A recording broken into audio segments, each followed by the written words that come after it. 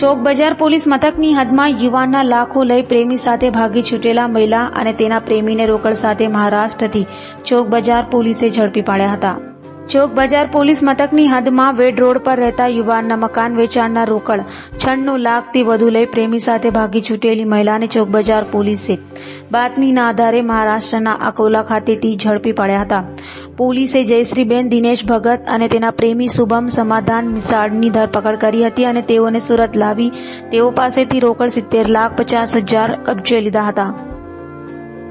ચોક બજાર પોલીસ સ્ટેશનની ટીમ દ્વારા એક બનાવ અનુસંધાને બે વ્યક્તિઓની ધરપકડ કરવામાં આવી છે. આ બનાવમાં હકીકત એ મુજબ છે કે ચોક બજાર પોલીસ સ્ટેશનમાં એક દિલીપભાઈ ઉકાણી એમણે આવીને ફરિયાદ નોંધાવી હતી કે એમને જેમની સાથે પ્રેમ સંબંધ હતા એવા વ્યક્તિ જયશ્રીબેન ભગત એમણે એમના પોતાના જે આ દિલીપભાઈએ જે મકાન વેચ્યું હતું એ મકાનના જે પૈસા આવ્યા હતા એ 96 લાખ રૂપિયા એણે આ જયશ્રીબેન અને એમના પતિ શુભમ આ બંને ત્યાંથી ચોરી કરીને લઈ ગયા છે. અને ત્યારબાદ પોલીસે આ બાબતે ઇન્વેસ્ટિગેશન શરૂ કર્યું હતું. ઇન્વેસ્ટિગેશનમાં પોલીસને બાતમી મળી હતી કે આ બેન પોતાના અગાઉના પતિ અને પોતાના બાળકો એને મળવા માટે અહીંયા આવનાર છે અને એ અનુસંધાને પોલીસે વોચ ગોઠવી હતી અને એમની ધરપકડ કરી હતી. પોલીસે આ બંને વ્યક્તિઓ પાસેથી ટોટલ અત્યાર સુધી 70 લાખનો મુદ્દામાલ એટલે રોકડ રકમ રિકવર કરેલ છે. બીજી રકમ ક્યાં છે એના માટેનું અમે ફર્ધર પોલીસ કસ્ટડી માટે પ્રયાસ કરશું અને એને ક્યાં ક્યાં રૂપિયા વાપર્યા છે એના માટે પણ અમે અત્યારે ઇન્વેસ્ટિગેશન કરી રહ્યા છીએ. સર, ચોરી કર્યા બાદ બંને જણા ક્યાં ભાગ્યા હતા અને આ જે રૂપિયા છે તે રૂપિયા ક્યાં આપ્યા હતા? ચોરી કર્યા બાદ શરૂઆતમાં તેઓ અહીંથી પુણા જતા રહ્યા હતા. ત્યાર પછી ફરીથી જયશ્રીબેન અહીંયા પાછા આવ્યા હતા એવી પ્રાથમિક માહિતી પોલીસને મળી છે. અને આ જે રૂપિયા હતા એમાંથી કેટલાક રૂપિયા તેઓ પોતાના અમુક લોકોને આપી દીધાની વાતો અત્યારે પોલીસને સમજાવી રહ્યા છે એ લોકો. પરંતુ પોલીસ અત્યારે એ બાબતે ઊંડાણપૂર્વક તપાસ કરી રહી છે કે ભાઈ આ લોકોએ જે વસ્તુ કીધી છે એમાં કેટલું તથ્ય છે અને ફર્ધર જે પોલીસ કસ્ટડી મળશે તો અમે બાકીના જે રૂપિયા છે એ રિકવર કરવા માટે પ્રયાસ કરીશું. સર, આવું કરવા પાછળનું કારણ શું થઈ રહ્યા છે? આ સમગ્ર બનાવમાં હકીકત એ મુજબ છે કે આ જે બેન છે જયશ્રીબેન એ પોતાના પતિથી અલગ રહેતા હતા અને જે ભોગ બનનાર વ્યક્તિ છે દિલીપભાઈ એ પોતાના પત્નીથી અલગ રહેતા હતા.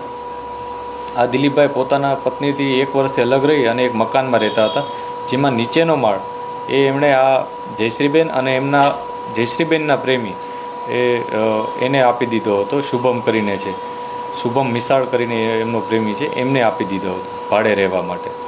જ્યારે શુભમ અવારનવાર મહારાષ્ટ્ર જતો હતો ત્યારે આ જયશ્રીબેન અને દિલીપભાઈ સાથે એકબીજા સાથે નજીક આવ્યા હતા અને બંને વચ્ચે પ્રેમ શરૂ થયો હતો.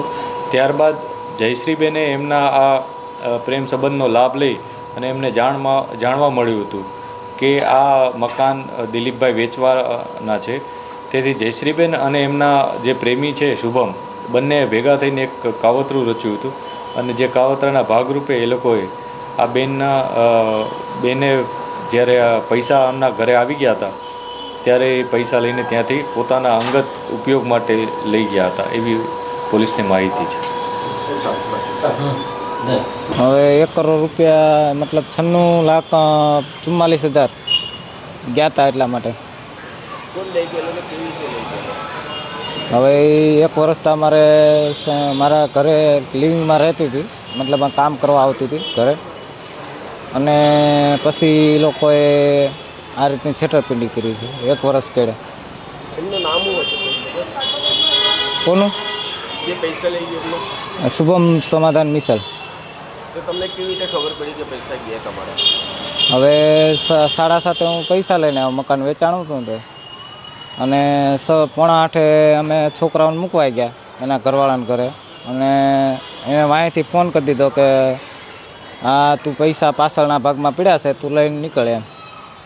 ને ઓલી ત્યાંથી ફરાર થઈ ગઈ ને આવડો અહીંથી ફરાર થઈ ગઈ. કોણ કોણ હાજર હતો એમાં પૈસા લઈ જવામાં? આ 2 હાજર હતા. શું નામ અહીંયા? શુભમ સમાધાન મિસલ હતો, એ બેગ લઈને નીકળી ગયો બહાર અને ઓલી ત્યાંથી નીકળી ગઈ જયશ્રી. તમે ક્યારે ફરિયાદ પછી નોંધાવી? ફરિયાદ 31 તારીખે હું આવેલો અહીંયા, તો સાહેબે કીધું તમારી પાસે કોઈ પ્રૂફ નથી, પ્રૂફ લઈને આવો પછી આગળ કાર્યવાહી કરી. પછી તમે પ્રૂફ રજૂ કર્યો? પ્રૂફ રજૂ કર્યો. અત્યારે કેટલા રૂપિયા આવ્યા અને શું કીધું સાહેબે તમને? અત્યારે 70,50,000 આવેલા છે. શું કીધું અત્યારે સાહેબે કાંઈ અત્યારે વાતચીત મારે નથી થઈ એ રીતનું છે. હજુ તો કાલે જ આવ્યા છે.